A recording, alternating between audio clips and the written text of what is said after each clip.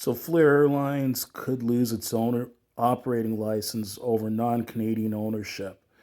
Canada's transport agency has determined that the carrier may not be controlled by Canadians, highlighting concerns over U.S. investors. Low-cost carrier Flair Airlines may be in violation of a law that requires all Canadian-operated airlines to be majority controlled by Canadians. Following the formal announcement of its investigation last month, the CTA has determined in its preliminary ruling that the carrier may not be controlled, in fact, by Canadians and may therefore not be Canadian, as defined in the Canada Transportation Act.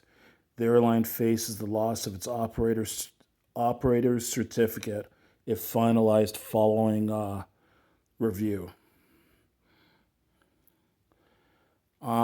So basically, it's alleged Canada requires all Canadian carriers operating domestic and international routes to be at least 51% owned by Canadians, with no single foreign entity owning over 25%.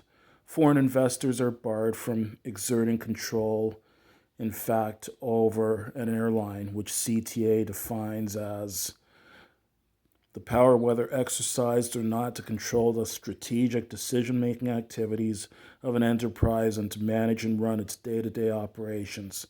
Those who may have the power to influence a company's decisions can include minority owners, designated representatives, financial institutions, employees, and others. And concerns were raised over the airline's structure and investors. The preliminary review noted that Miami-based 777 Partners owns a 25% stake in the company and occupies three of the five seats on the airline's board. Additionally, the investment firm had planned to lease the carrier 13 Boeing 737 MAX aircraft. And there's another interesting part of the article I want to get to that fucking pisses me off.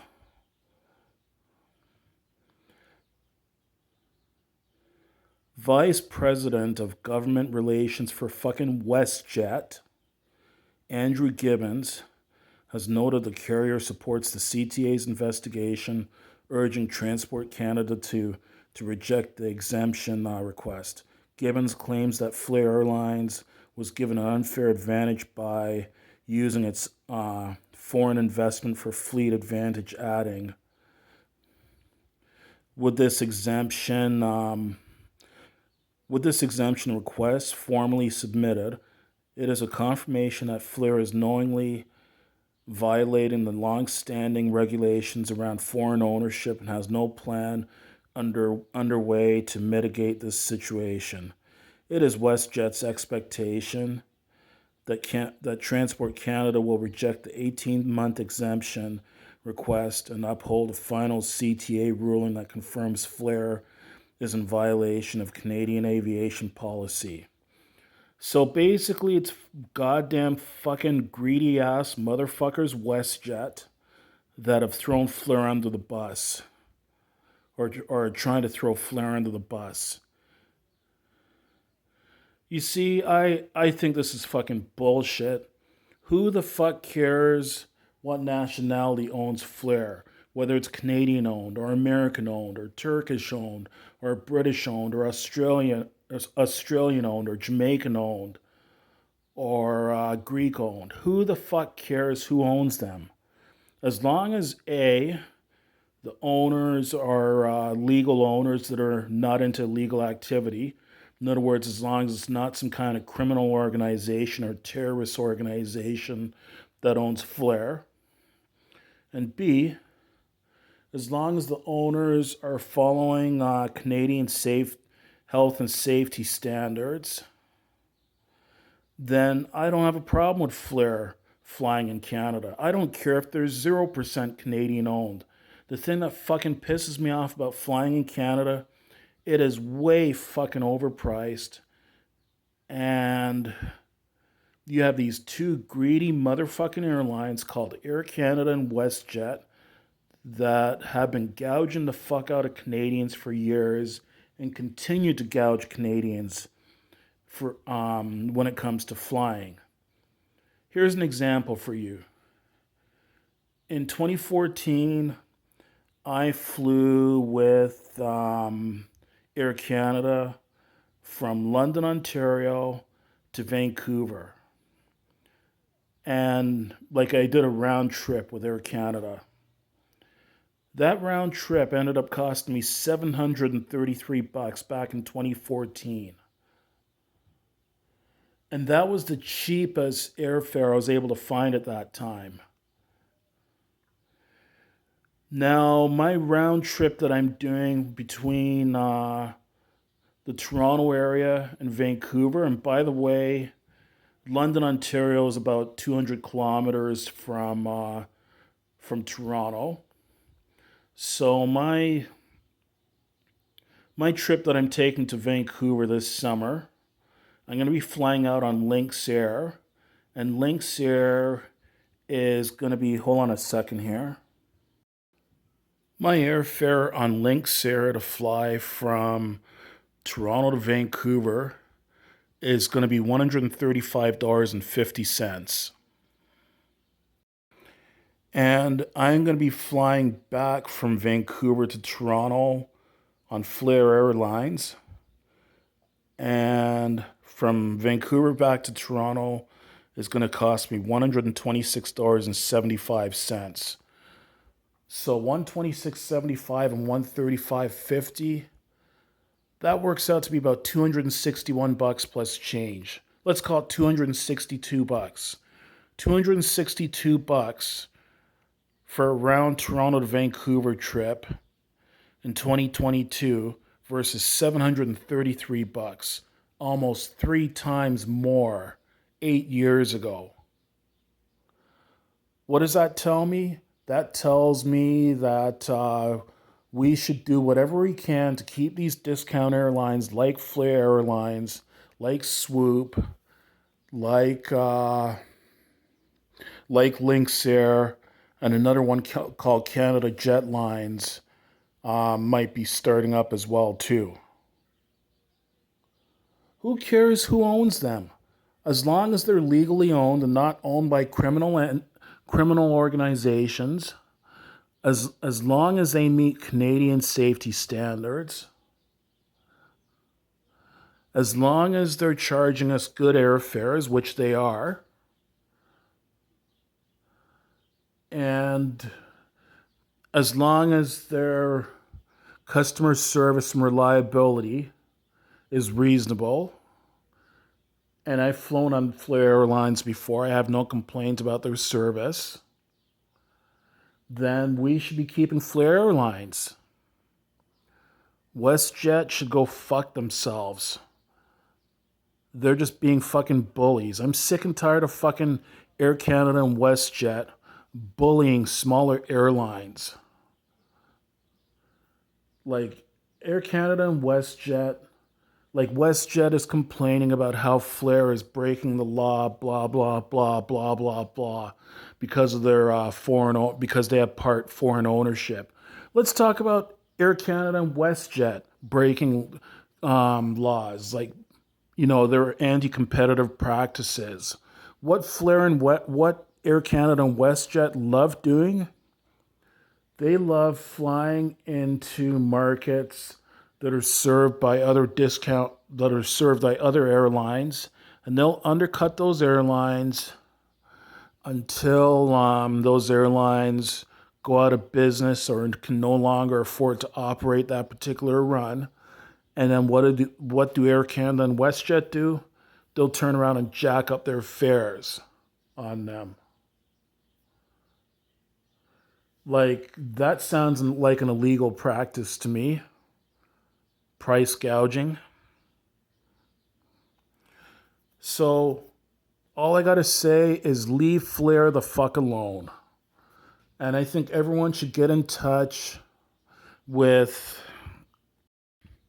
Canada's Transportation Agency and let them know what bullshit we all think this is and how unfair it is, and to leave Flair Airlines the fuck alone. This is fucking bullshit. They need to change those rules. I mean, I read some of the comments to this article. There's a lot of people that agree with me, but there's also some people that disagree, saying how, we need to protect Canada's airline industry and all that shit. Well, Canada's airline industry has been gouging the fuck out of Canadians for many years now and providing us with really shitty customer service. Like I remember one time with Air Canada, how my flight from London, Ontario to Toronto was like 6.5 hours late with Air Canada because of some kind of mechanical problem that I think could have been handled much better. And all they offered me was they offered me 15% for a future booking, 15% off a future booking with Air Canada. And they put me in business class for my Toronto to Vancouver trip, which I'm not going to lie, that was nice and all. But they should have offered me more than a 15% discount on my next trip with Air Canada.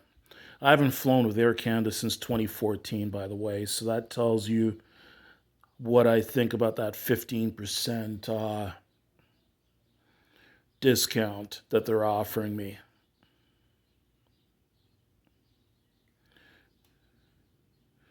Instead of WestJet and Air Canada bullying other airlines, maybe they should try lowering their fares as well too, to offer Canadians more competitive fares instead of gouging the fuck out of us. I've flown with Flair Airlines a number of times. I've got several trips booked with them this summer. So yeah, I'll take it personally if Flair loses their operating license this summer. I'll be really fucking pissed off. I really hope I don't have to find myself scrambling to make alternate flight arrangements this summer. So at the very, very least, I hope Flair is granted this 18-month exemption to get their affairs in order to please the Canadian government.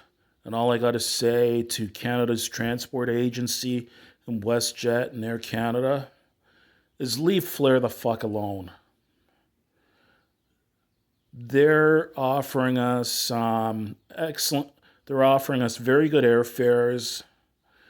Their customer service is fine. I haven't had any customer service issues with them. Their reliability is fine as well too. I did have one flight that was rescheduled by several hours. I'm not sure what was the reason around that, but then again, you know what? Flair is not the only airline that has reliability issues. Air Canada just has terrible reliability issues. I've heard about so many stories about Air Canada damaging and losing people's luggage. I'm sure WestJet's probably no better than Air Canada when it comes to that either. We should be embracing these discount airlines like Flair and Swoop and Lynx and Canada Jetlines. The one negative thing I'll say about Swoop, I have flown on Swoop several times. The one negative thing I'll say about Swoop, though, unfortunately, Swoop is owned by WestJet. So I'm kind of thinking that WestJet might have just put Swoop out there to undercut Flair, to try to undercut Flair and hope to put Flair out of business. But Swoop has provided me with good service whenever I've flown on them. But we should be embracing these discount airlines, not fucking vilifying them. Leave Flair Airlines the fuck alone.